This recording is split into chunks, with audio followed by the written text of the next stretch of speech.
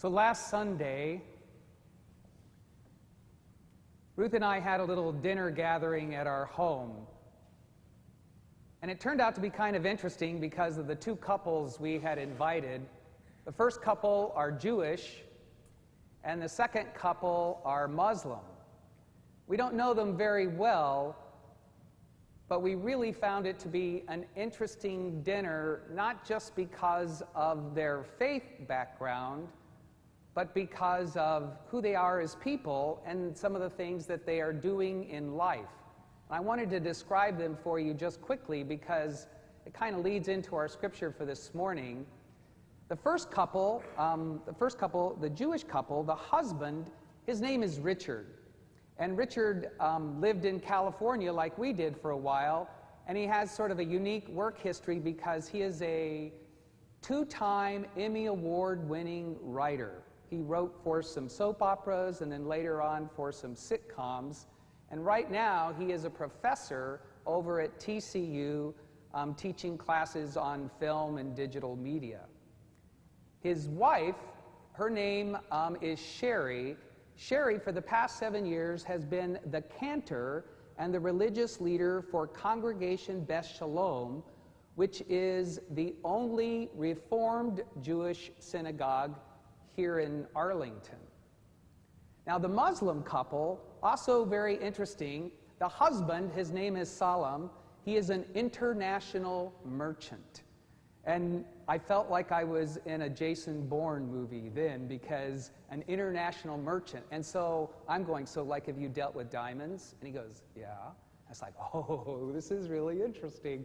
So, but he didn't really talk much about work. What was really fascinating is because he grew up in the Middle East, and I've never been able to really totally wrap my mind around the history and the politics and the conflict there, but he had some really insightful and wise things to sort of share about that sort of thing.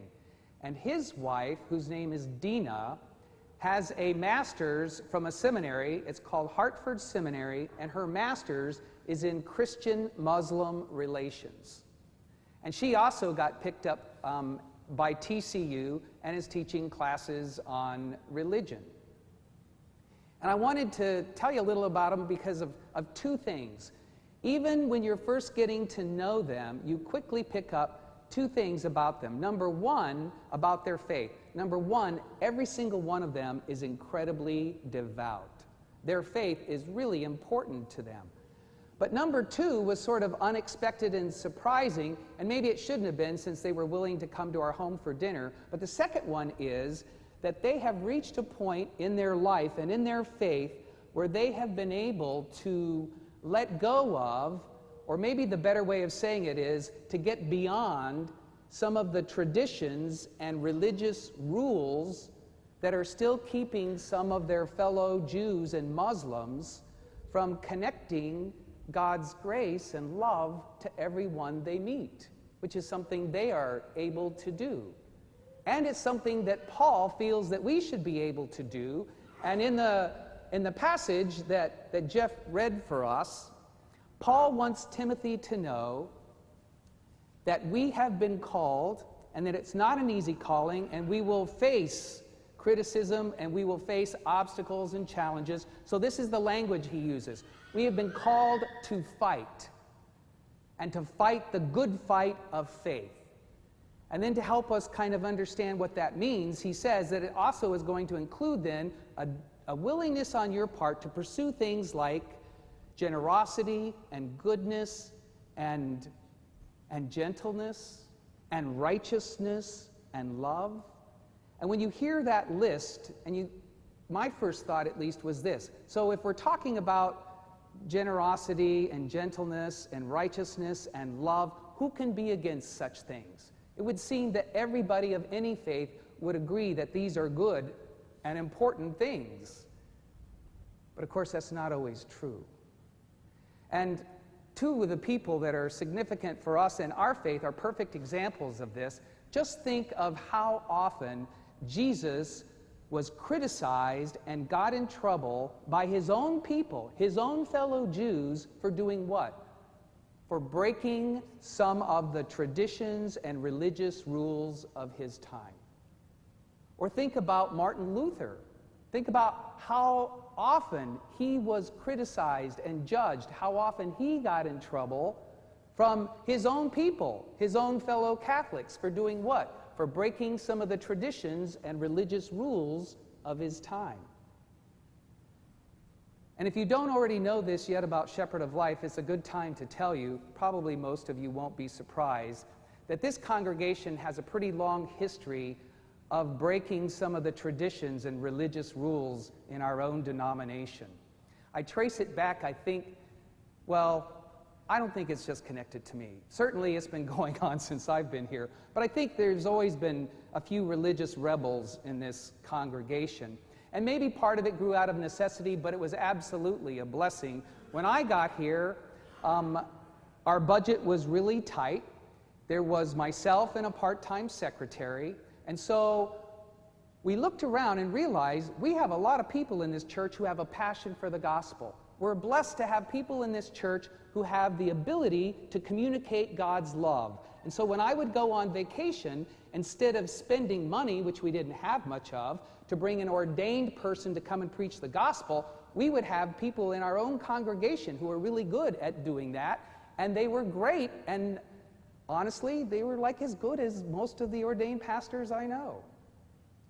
Here's the thing, if you have traveled about or belong to other Lutheran churches, you probably already understand that that practice would not fly in a lot of congregations. It would not be accepted or blessed or allowed to happen.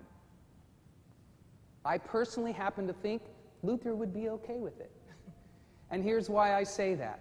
Luther was one of those reformers who was always lifting up a theological doctrine called the priesthood of all believers. And we don't have to get into a lot of theology here, but it's based upon passages like 1 Peter chapter 2, the verse that we started today's service with, the passage that reminds us that every single one of you have been called by God to be a part of his royal priesthood. Nowhere does it say anything about ordination. What we know to be true is this: at the end of the day, what really matters is that each and every one of us opens our heart to the power of God's Spirit in such a way that he can give us the courage and the kind of faith that we need to bring the grace and the beauty and the peace of God's love to a world that is often filled with darkness and fear. Dina understands this. She's living it. She's fighting the good fight. And it's interesting to me, and it actually is more significant to me, understanding the context. And I won't go through a lot of news with you right now, but I think it's important to note that the level of crime against Muslims in the United States has risen this year to the point that it is as bad now as it was in the months following 9/11. It hasn't been this bad in 15 years. And right now, Dina is working with Sherry and myself and the leaders of her mosque, and it's located on East Chase behind Lowe's.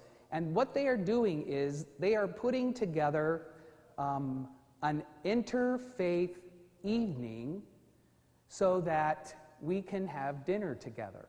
In other words, these two couples that I was talking about at the beginning, you're going to have an opportunity this fall to have dinner with them also, if you would like.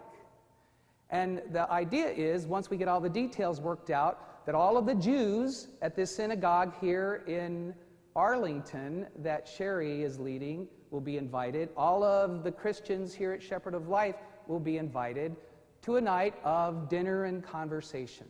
So once all of those details gets hammered out and we have that date to share with you, we hope that a lot of you will be able to save it and perhaps join us. So that's something that she's doing to help fight the good fight, and recognizing that each and every one of you will have opportunities in your life to do the same, to bring a little love and righteousness and gentleness into the world. I wanted to give you two examples of people connected to our church who have also been fighting the good fight, just simply to give you a sense of the scope and how vast and the variety of ways in which you can do this. The first one involves a member of our church named Joan Butler. And if you don't know her, she's a wonderful woman and has been, along with her husband Mike, a member of this congregation since long before I got here, so over 25 years now. And God used her in a way that she wasn't really planning, but I don't think I'll ever forget during the year 2016, and it started in the month of January when her very first great-grandchild was born. And according to Joan, who claims to be totally objective and unbiased, this girl, Skylar, is beautiful and sweet and happy and amazing, and of course she would be. And Joan said a few months after she was born, I started hearing this voice in my head. It was the voice of my maternal grandmother. And the voice of my maternal grandmother was saying, "Joni, get that baby baptized." Now, the next part of the story is not an uncommon one because Skylar's parents don't belong to a church and they really have no interest or desire to do whatever it would normally take, whatever hoops you have to jump through to make that happen. So Joan is not the kind of person who gives up. So she's not letting it go, and she's thinking about it, and she's talking to some of her friends, and one of her friends says, "Joan, you just do it yourself." And so she got it in her mind that, really? And so she talked to me, and I said, "Absolutely. If I were you, Joan, I would do it myself." And so she said, "Okay, what do we do?" And I gave her kind of the little book that pastors use. In the month of July, Joan and her husband, Mike, and her great-grandchild, Skylar, and her grandmother got together in the living room. Mike offered a prayer. Joan did the baptism, and then they said the Lord's Prayer together. I have a feeling, it's just a gut feeling, but I won't be surprised if it comes true, that 80 years from now, that Skylar will still be telling this same story. Won't be a bit surprised. I do know this, it would not have happened if one person of faith said, "I'm not going to let the traditions and the religious rules control what happens here." God's Spirit is bigger than that. So let me give you one other quick example. Same principle, same idea, another person who's willing to fight the good fight, who's willing to think beyond the normal traditions and rules. And this was a tough fight because it involved a hospital. And if you've been in work for hospitals or you've just had to deal with them, you know that they have a lot of rules and a lot of policies. And most of them need to be there for good reasons. And this hospital, Harris Methodist in Fort Worth, is a big hospital. A good hospital filled with amazing professionals. Well, Barbara Timmerman's father, Joe, has been in that hospital for weeks. And you probably might remember that in the prayers of the church. We've been including Barbara Timmermans and Ron and her father, Joe. For weeks and weeks and weeks, he fought the good fight. And throughout his long life has overcome a heck of a lot. And so nobody had any reason to think that he wouldn't do it again. But things just weren't getting better. Week after week went by.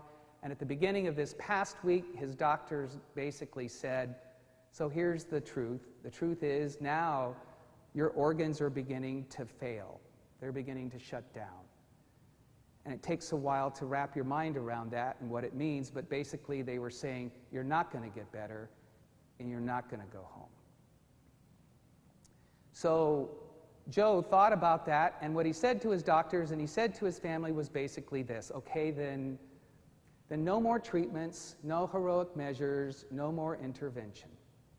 And his family honored those wishes, but Barbara also made this decision, that in whatever time we have left, I'm going to do everything within my power to make sure that my dad has one more opportunity to experience the kind of blessings in his life that always brought him joy. He needs to have those again. And so I don't have any idea how she pulled this off. I've never seen it before. But she was able to bring Toby to the ICU. Toby is Joe's dog. Not a therapy dog, just a dog. And I've been into a lot of ICU rooms, and I've never seen a dog. And it was just by luck that I happened to come by and go into the room, and they were spending time together. And you could tell both of them are like thrilled. They hadn't seen each other in weeks. And it was one of those God moments that you will just never forget. It's just so beautiful, so filled with grace. And it also happened to be the last day before Joe passed away, which was the next day.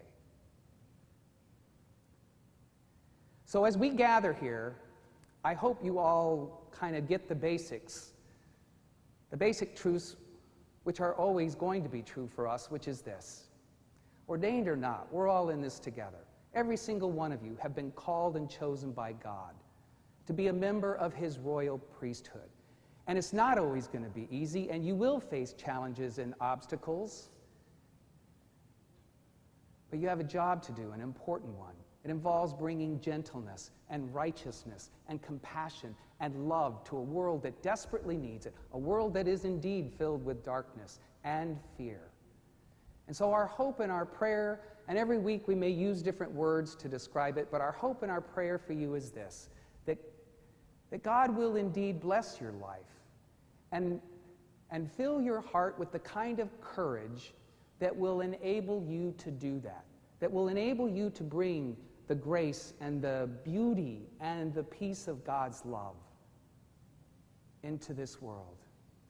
And not just this world, but to some specific people, because I also believe this, that there are people in your life who might not receive it if not for your willingness to fight the good fight of faith and to never, ever quit. Amen.